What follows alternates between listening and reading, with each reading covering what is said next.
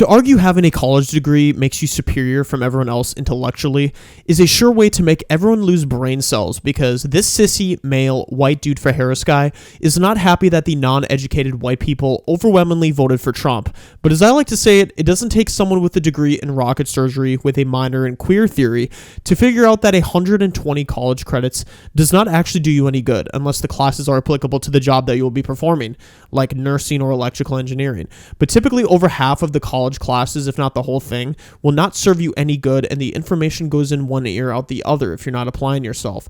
And 54% of college graduates do not work in their field of study. But let's hear what this bozo has to say.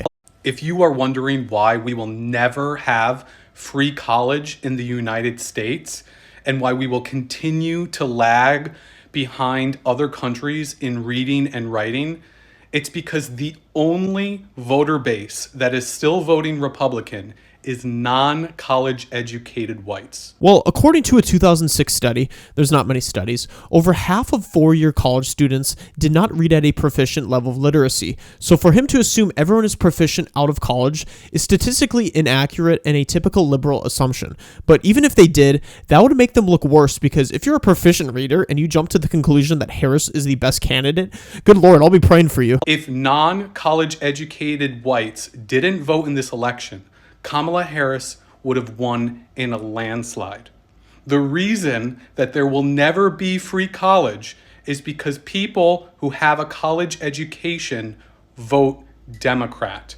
The reason that we will never have free college in the United States of America is because non-college educated whites are the only voter base continuing to prop up the Republican Party. And the only way the Republican Party can stay in power is by making sure that as few white people get a college education as possible. Okay, there's a lot to unpack here, but Republicans are the reason that there won't be free college, because we recognize the waste of money it would be for taxpayers. I mean, there's Taylor Swift college classes, anti-America classes, LGBT classes.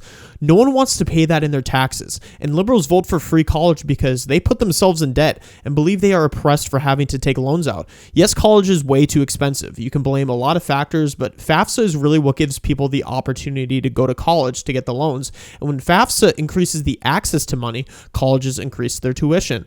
And it's also important to note that not only do most people not use their degree in real life, but 32.9% of college students drop out completely and are infected with loads of debt without actually getting a degree.